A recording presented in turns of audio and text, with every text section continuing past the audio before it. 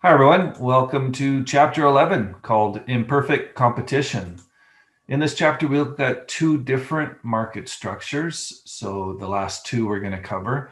And one of them is called monopolistic competition and one of them is called oligopoly.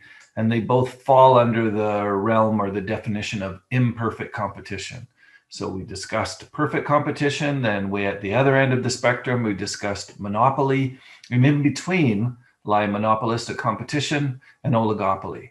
We're going to start out by looking at advertising, which plays an important role in these two market structures because they have differentiated products. So advertising is quite key in order to attract customers to your particular product. And then we come up with this concentration ratio that helps us to determine with a kind of a mathematical definition whether the industry we're looking at is monopolistic competition or oligopoly. So we'll dive into the slides and take a look at trying to understand that. So we want to start out by explaining that both of these market structures have some control over price. Remember, that was always kind of a definitive characteristic of perfect competition. They had no control over price, and monopoly had substantial control over price. Well, these two structures, monopolistic competition and oligopoly, have some control over price. And what's more, there's not so many producers that you can't start identifying them. You can start listing off firms in a monopolistic competition industry as well as in an oligopoly industry. So there's fewer firms than in perfect competition, but certainly more than one firm, which was monopoly. Another thing that's quite critical in these two market structures, monopolistic competition and oligopoly, is that there's product differentiation. There doesn't have to be in all oligopolies, but largely there's product differentiation. And so the firms, what they have to do is attempt to distinguish their products from those of its competitors and emphasize that as the strength. So distinguishing factors. And so another thing that they do is that they don't necessarily compete on price, because if they start competing on price, they get into price wars, so to speak, and it doesn't benefit either one of them. So they often compete on a basis other than price.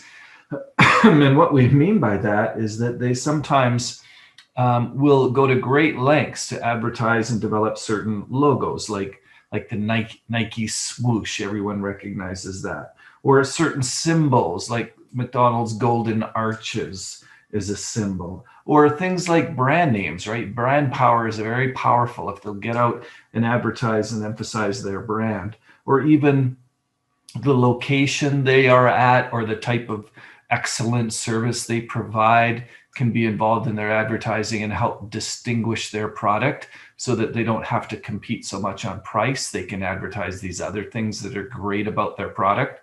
And some of them engage in substantial product development, like annually they come out with new automobiles. The 2021s are out. So emphasizing that what's new and changed in their product development is a way to compete other than a basis of price. And of course, all these tendencies of them often involves extensive advertising. So we're going to take a look at, some of the benefits or not so benefits of advertising. So let's take a look at some of the benefits of advertising. First of all, it provides the customer with vital information. Well, I'm not so sure vital is the word to use here, but while I'm getting my haircut down at the barber shop, I can flip through a couple of the magazines on the corner table there and see a lot of different products and find out a lot about different products just through, written published advertising. But of course, you can see quite a bit more of it just when you log on to your email or when you surf the internet a little bit. There's constant advertising out there. You're bombarded with it, especially with AI now. But it does provide some information about the products that might be much more difficult to go out on your own and research independently. It also enhances competition. Again, back to that magazine on the corner table in my barber shop. Those companies that are in there, they may all be different companies, and through advertising, they are indirectly just competing with each other right there, trying to catch our eye or our interest in their particular product. But then, of course, advertising on the television and advertising in the internet, more importantly these days, is direct competition between the companies providing the products.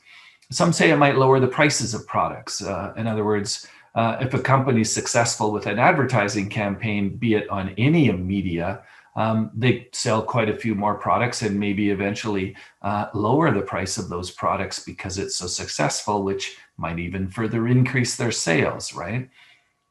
And then lastly, it helps to finance, internet blogs, internet pages, internet businesses, and then of course, old-fashioned magazines and television shows, because it's often not the viewer or the user that pays fees to view that stuff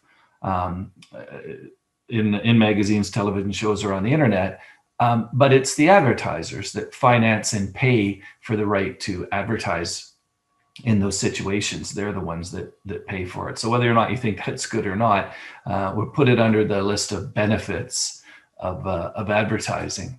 So let's take a look at some of the drawbacks or criticisms, and you'll see that they're kind of just opposite to the benefits. So it really depends on what products you're looking at, what industry you're looking at, and just what point of view you're coming from. And many people say that the advertising is often not informative at all.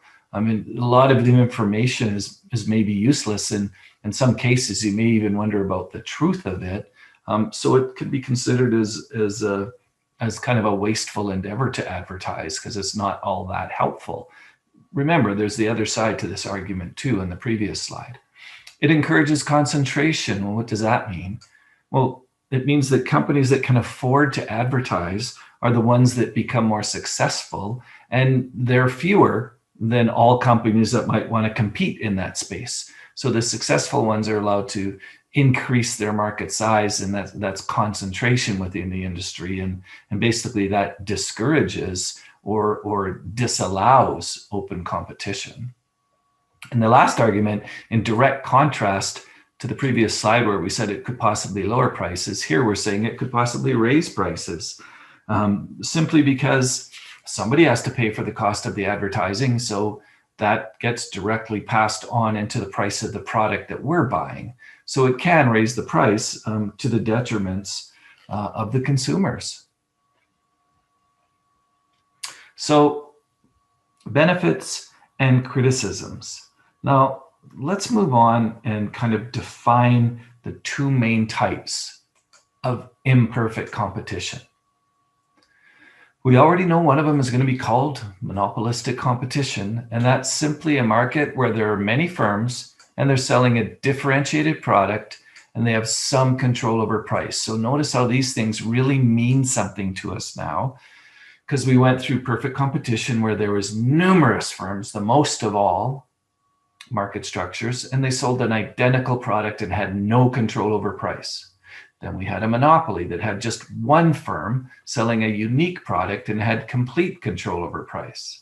And now the distinguishing features of monopolistic competition are that there's many firms, not as many as perfect competition, but they're selling a differentiated product and they have some control over price. Because there's so many firms and the products are differentiated, they have some control over price. An oligopoly, well, that's a market with just a few large firms. Not many anymore, but just a few. And we'll see that they sell differentiated or identical products, and they have substantial control over price because there's just a few large firms. So how do we tell the difference, or how do we define whether something is a monopolistic competitive industry or an oligopoly industry? And you can kind of tell by, if you can actually just count the number of firms, it's probably an oligopoly. If you can start counting the number of firms, but then get lost a little bit, that's probably monopolistic competition. But we can do this mathematical calculation, so there's no question, and it's an easy answer. You do something called a concentration ratio, and that's simply the percentage of the industry's total sales that the large few the largest 4 firms control. So we call it a concentration ratio, and it's the percentage of industry's total sales that is controlled by the top 4 firms. So we use the 4 firm concentration ratio. That's the percentage of sales divided by the 4 largest firms in the industry. So you add up all the sales in the industry, and then you add up the sales of the largest 4 firms. And if that ratio is less than 40%, then it's probably monopolistic competition. And if it's greater than 40%, it's likely oligopoly. So just to be clear, if the percentage of sales by the largest 4 firms in the industry is greater than 40% of the total sales in the industry, then it's likely an oligopoly, and we will call it an oligopoly. So let's do an example of this calculation. Before we do the mathematical calculation of the 4 firm concentration ratio, let's look at a few specific industries and see how they were in 1990 and see how they were in 2005. Granted, this is a little while ago, but if we look down the 1990 column, these are the concentration ratios. So what it's showing is some pretty high concentration in many industries. So controlled by a fewer big companies like tobacco, motor vehicles.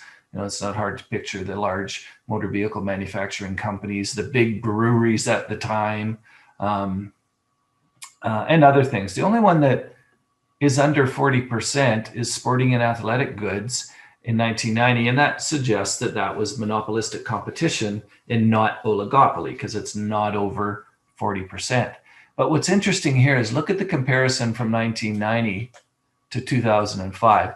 What's happened? Well, motor vehicles, the top 4 virtually went to 100%. All of these are high 90s, 99, 99, 98, 97, 92, 92.2. So the sporting and athletic goods went from monopolistic competition to oligopoly. So some buyouts by some large companies at that time. Take a look at breweries, up to 99%. Given what you know about the cottage brewing industry, do you think maybe this number, 99.2, has gone up or down in 2020? Is there going to be more concentration in breweries or less concentration in breweries in 2020? So you just take your sort of knowledge about what's happening in the cottage brewing industry in Alberta and indeed in North America and kind of think what might have happened to that number. So let's click over and look at the actual mathematical calculation of the 4 firm concentration ratio. So the question says the grommet industry consists of 10 companies. And so we've got company A, B, C, D, E, F, that's 6. And then there's 4 more altogether. They lump them together. So what are the sales of company A? 22 million, company B, 6 million, company C, 17 million, and so on. So to calculate the 4 firm concentration ratio, we just take and add up the sales of the top 4 firms and divide it by the total sales, including the top 4 firms. So here it is, largest 4 firms are the total of all 4 firms. There's my largest 4, 22, 17, 15, and 12. 22, 17, 15, and 12, all added together. And then you divide by the sum of all of these, which works out to this 92. So 66 divided by 92 is 71%. So the 4 firm concentration ratio is 71.7%. That means the largest 4 firms are in control of 71.7% of the sales. What type of market does this industry operate in? Well, that one should be a dead giveaway. It's way larger than 40, so that should be an oligopoly because the concentration ratio is higher than 40. So in the next section, we're actually going to split out and just focus exclusively on monopolistic competition. And the segment after that, we're going to focus on specifically oligopoly. And we'll see you when we get there.